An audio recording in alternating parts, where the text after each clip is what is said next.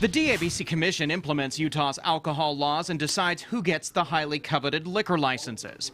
But one of the most political questions asked of the board is, do they drink?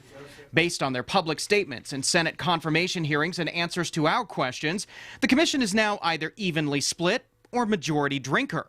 Commissioner Stan Parrish doesn't imbibe. Sophia DeCaro says she's an occasional drinker. Stephen Bateman is a non-drinker. So is Commission Chairman John Nielsen.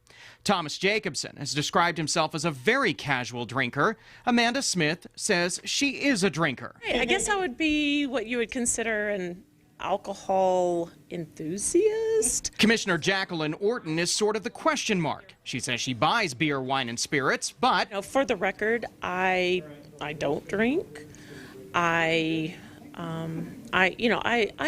tasted. I've been really open and honest about the fact I've tasted everything imaginable except beer. Orton says she doesn't think it's a big deal.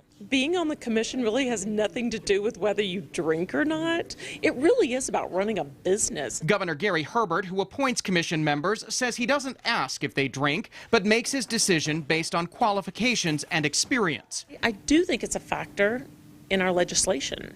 But Nielsen says he can understand why it becomes a very political question. I think there is a public perception that it matters. He says it's important the commission has a balance. It could be a shift depending, but in reality, I don't think that makes a bit of difference. And if you've listened carefully to the comments from commissioners who do drink, they're sometimes tougher than those of us who don't imbibe. Now, to give you an idea of how important the DABC is to the state, the agency is closing in on $500 million in retail sales. Money generated from state-run liquor sales goes to school lunches for needy children, public safety, and the largest share to the state's general fund. In Salt Lake City, Ben Winslow, Fox 13 News, Utah.